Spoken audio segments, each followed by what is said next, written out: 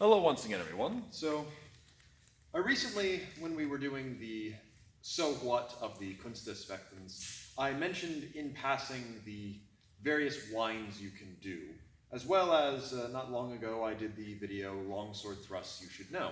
And quite a few people have approached me in the school about, okay, can you give me a little more detail on wines? And I'm not very good at winding, I'm not very good at binding, or hey, I can't make these wines happen, etc. happens quite often. And so I wanted to do a video where I'm going to go into, as the title would suggest, excruciating detail about how to execute a wind and then a little bit further from there. And helping me is my ever-patient Randy. Now, what I mean when I'm talking about a wind is there are 24 windings, technically. And that's just within the KDF. Now, to break that down, there isn't necessarily a list out there saying, here are all the 24 winds. What it really is there's a total of 8, right? There's 4 here, 4 here, 2, 2, 2, 2, 4, 4, 8, right? And then each of those can be turned into a slice, a cut, or a thrust. Meaning, 3 times 8, you get 24. So it's really more like 24 devices that all come out of a wind. So again, it's not as daunting as it sounds. But either way, point being though, winds can be done in a variety of ways, and they can be done with varying degrees of success, varying degrees of intent, and you're going to find a lot of different approaches out there. But I'm just going to break down the simplest and most concise way I can. Here's how it works. So, first and foremost, when it comes to executing a wind, the thing that's going to be doing most of the work is your left hand. So if we think about the sword, we need to think about it as 2 pieces, right? My lead hand is what's generally guiding where it's going to go, right? Just like if I had it in one hand. My left hand, that's going to decide where it's pointing, right? I'm not only controlling the tip with it, I'm controlling the strong with it as I move around. So when I put these in conjunction, when I move my left hand with my right hand, I can apply a lot of strength in certain planes, but I need to be using them together. The left hand is going to be especially prevalent when it comes to executing winds. With cuts, even though you can get away with not doing a whole lot with it, in which case your left hand just becomes a training wheel or even a liability. So, first and foremost, let's go ahead and talk about the action. Randy, why don't you mirror me going sideways for this? So, simplest wind, right? We're going to go ahead and start off in Flug, right? And from here, we're going to push out and across, right? So my blade is ending up going at a 45 as my long edge turns from my right to my left. So far, this is all just my right hand coming out. Now what's going to make it better is once I get to this middle point of Langenor, I'm going to lift and hoist my arms up with my left hand as I bring my right leg up. This should seem very familiar if you've seen the thrusts you should know. But the biggest thing about this is don't think of this at all circular, right? When I make this happen, it is my strong being shoved out at an angle, straight from where it was to where it's going. There's no circular, there's no curling, there's no spiral. It is going from where it is to where it's going. The hands are just turning over. And the reason this is important is because what we want to really cause is when you finish your wind, your hands need to be beneath your sword.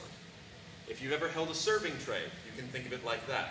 You can't hold a serving tray if your arm's like curled like that. You need it to be underneath so that it can support it. Same exact idea here.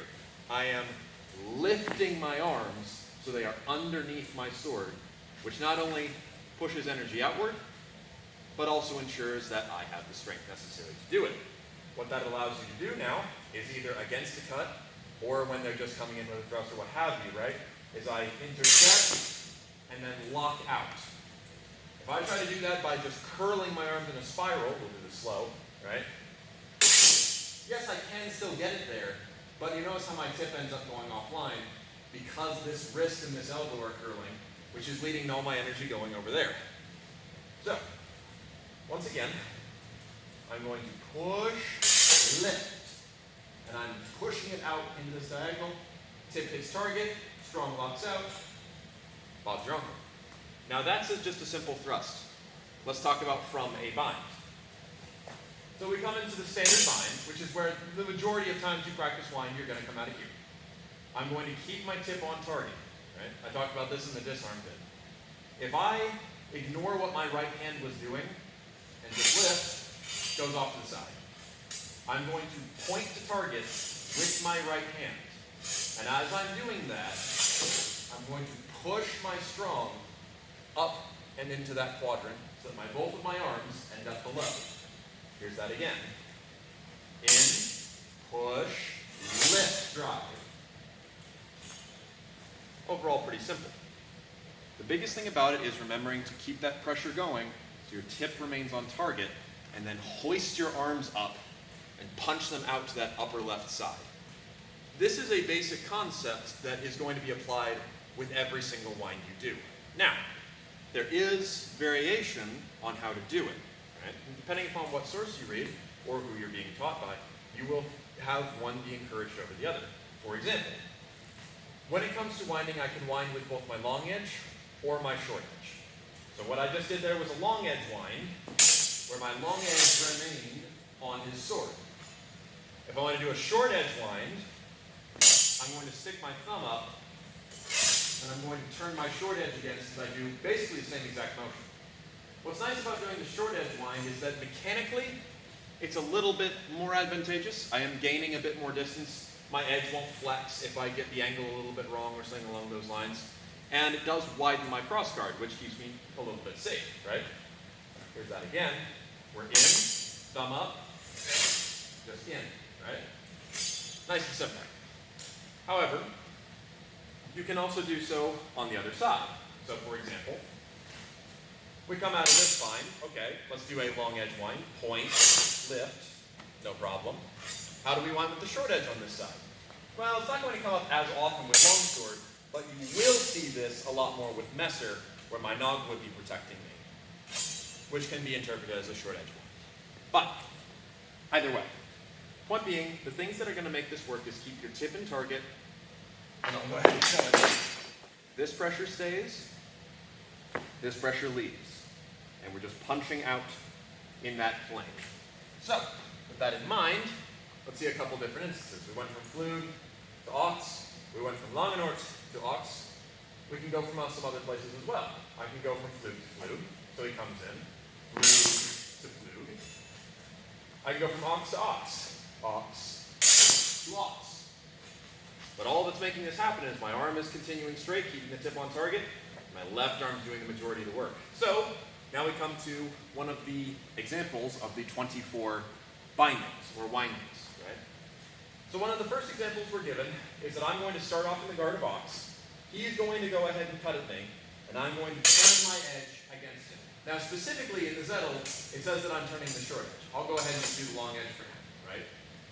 So I'm turning from Ox to Ox. He's not going to like that and may try to push my sword away, so I will go from Ox to Ox to Ox. So, sorry, then in, against. Now I've struck him on the other side. This basic idea can be applied in a bunch of different ways. So I can go from that Ox to that Ox. I can go the other way. It'll look like this. Ox 1, Ox 2. I can go from Flug to Flug. Flug 1, Flug 2, etc. Now, the biggest thing about this is that you'll notice currently it doesn't look quite right. And the reason for that is because we're not using sharps. I guarantee if you ever get the opportunity to work with sharps with an experienced person, you will realize very quickly how this play could work. It's the fear of the point. It's the understanding of, there's the sharp thing right at me. If I move across and it stays at me, they don't see the opportunity to counterattack. Your priorities get reassigned very quickly. However, in modern context, let's look at that play again. If he's not terribly afraid of the point, right, that one's fine. When I turn, there's now a really big opportunity for him to just strike me in the head. This is where you need to start being lithe with your point and think about what kind of pressures you're giving. So what I like to do out of this situation is to keep my tip always seeking the next opening. So rather than trying to wind back around his head, what I'm going to do is from here, I wind across, he doesn't like that. I'll go ahead and go to the other side of his sword.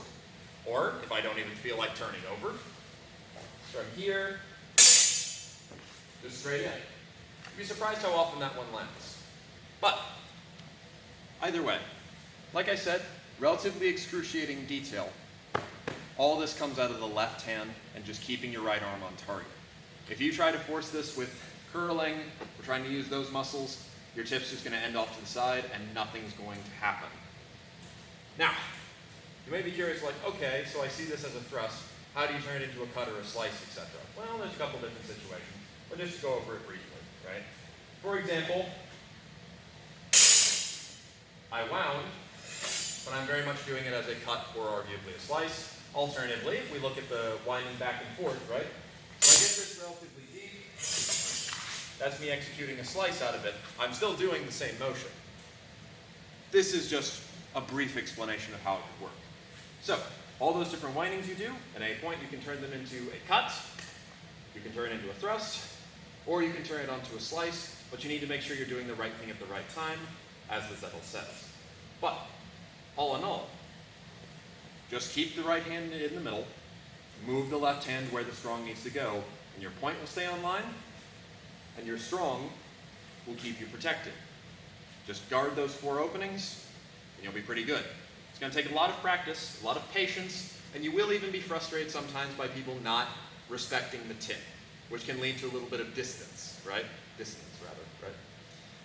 But with a little bit of practice, you'll find ways to work around it. By the way, thank you very much, Randy. Hopefully that was helpful for those of you that are currently struggling with winds or just don't even know really where to start from. There are a lot of other actions out of this same kind of idea that I haven't touched upon, but I'll probably go over those eventually, or you'll learn them in due time. But for now at least, thank you very much for watching, and we'll go over some other techniques another time.